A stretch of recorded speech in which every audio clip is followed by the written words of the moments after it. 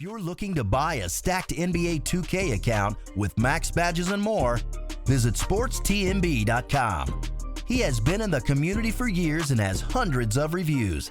Click the first link in the description to get your account today.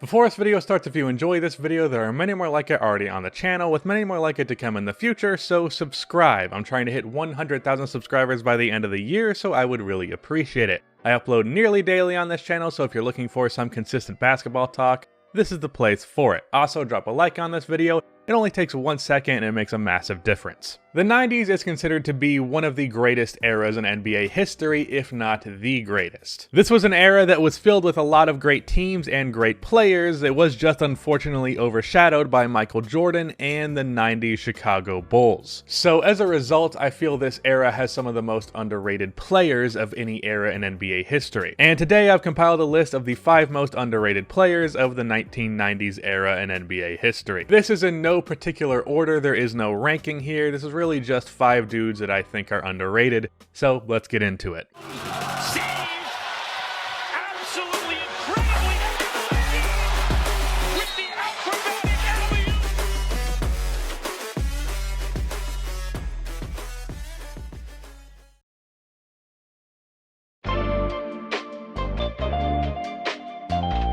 Let's talk about the most underrated scorer to me in the 90s, and that is Chris Mullin. Chris admittingly did not have a long prime, but at his absolute peak, he was one of the best scorers of his era. Mullin from 1990 to 1993 averaged 25.5 points a game, 5 rebounds, and 4 assists, shooting 53% from the field, 37% from 3 on 2.5 attempts, and he shot 87% from the line, getting just over 6 free throw attempts a game. Describing Mullin's offensive game is quite simple because his game was quite simple. He had a deadly mid-range jump shot. In fact, there are times when you go back and watch his highlights where you would think he's only allowed to take mid-range jump shots. The dude created them for himself quite a bit, but also there were many plays, including fast breaks, where it was drawn up for him to shoot a catch and shoot mid-range jump shot, which is obviously not something you see today. A lot of them being long twos, like foot on the line long twos, like so many of them that I guarantee you Mike D'Antoni would throw up as soon as you showed him the highlights. I definitely would have liked to see him shoot more threes. I definitely think it would have been beneficial, but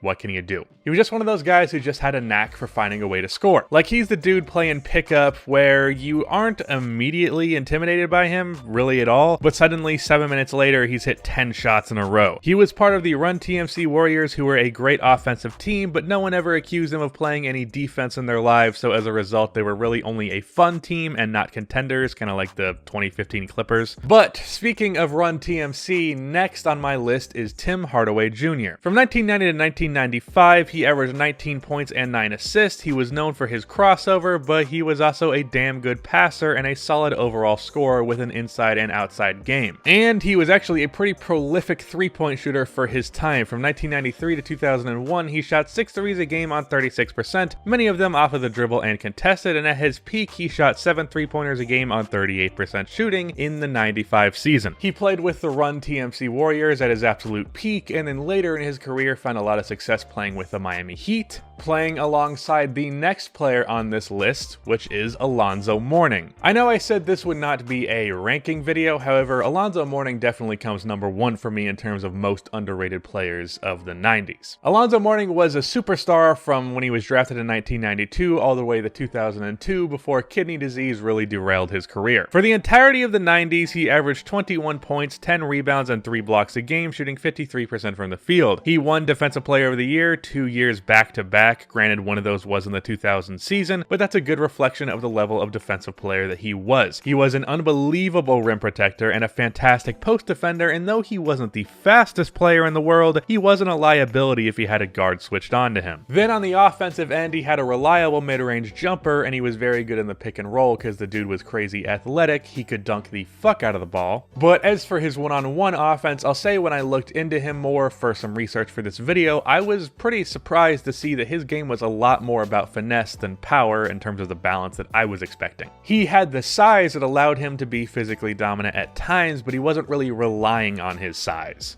To describe his offense, I guess I'd say like if you took 50% of Anthony Davis's one-on-one skill and gave him like 80% of Dwight Howard's size and athleticism, then you'd get Alonzo Mourning. The Alonzo Mourning is definitely there because he is much more of a face-up guy than a post-up guy with a good face-up mid-range game and the ability to put the ball on the floor at a surprisingly good level. So this is a dude who played some all-time great defense who is also a really good scorer and rebounder. At his absolute peak in 1999, he came very close to winning the MVP over Karl Malone. Malone only got 8 more first-place votes than him, and just 54 overall more points than Alonzo Mourning. In the 98-99 season, he averaged 20 and 11 with 4 blocks per game, leading to a 33 and 17 record, which was a 66% win percentage. This was the 99 season, so of course there was the lockout. If you did not know, that's why they only had 50 games played. And actually, the team that ended up beating this Miami Heat team, which by the way was underrated, Legend of Winning made a great video on why this team was underrated, but the team that ended up beating them in the playoffs was a team that featured the next guy on this list, which was Allen Houston. These transitions are fantastic, by the way. I don't know if you were paying attention. Now, unfortunately, Allen's peak came more in the early 2000s, but he definitely had a good run in the 90s. From his last season in Detroit in 1999 to his seasons in New York, he averaged 17 points on 44% shooting from the field and 40% from 3 on 4 attempts. I definitely wouldn't say that Allen is some phenomenal player. In fact, he's probably the worst player on this list, but he's also someone that I think went unmentioned too often. I'd say he was like a CJ McCollum level player. Allen was a good scorer, had a good frame and a reliable jump shot, which translated to being a very efficient three-point shooter. He was also a good ball handler, not the best in the world, but driving was definitely not too much of a liability, though he did shoot pretty damn poorly at the basket. But a decent-sized wing with a deadly jump shot is a good player to have, and in the early 2000s, from 1999 to 2004, he averaged 20 points per game on 45, 40, 89 shooting splits. I know it's not the 90s, but who cares? Point is, he was a damn good scorer, and also he had a deadly mid-range jump shot. I forgot to mention that, but yeah. And finally, I don't have a smooth transition for this one, but last but not least, I have Mark Price and Brad Daugherty. Brad Daugherty or Brad Doherty? I don't fucking know. I don't know if it's Brad Daugherty or Brad Doherty, but whatever. I'm not going to say his last name from here on out. And yeah, I had to make this a list of 6 players because once I saw Mark Price, I had to add Brad into the mix. Price and Brad made for a fantastic guard and big duo from 1987 to 1994, but looking exclusively at the 90s, Brad was a 20 and 10 big man who is also a damn good passer for a center, averaging nearly 4 assists per game in the 90s. He made the All-Star team 3 years in a row. I definitely wouldn't say he was anything like that unique as a player, but he was just like all around a very good big man. Mark Price offensively is what I wish John Stockton would have been on the Utah Jazz in the 90s.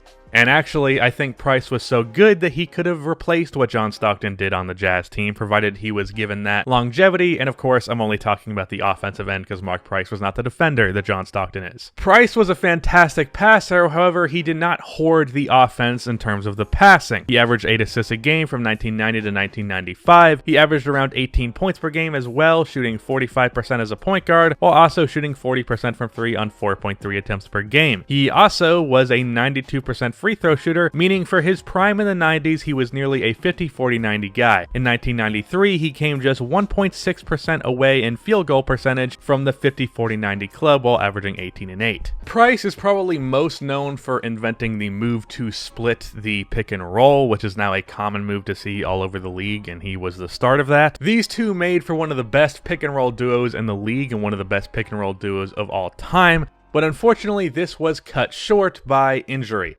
Mark Price's career was brought down quite significantly, which meant he gradually declined, but Brad did not have the advantage of even being able to go out slowly, as his career was shut down by back injury, which forced him to retire at the age of 28. But these two as a duo won 57 games in 92 and 54 games in 93. Unfortunately, the potential of these two was cut short, but they are both some of the most underrated players of the 90s. So those were my 5, technically 6, most underrated players of the 1990s. Let me know who else you think is underrated, besides for Mitch Richmond, because I wanted to include him in this video. However, I really couldn't put all 3 of Run TMC Which is weird because I think all three of those guys are underrated, but I don't think Run TMC is underrated, so I don't know. Make what you want out of that, but that is the end of this video. Please be sure to like and subscribe for more NBA content like this, and cue the outro music.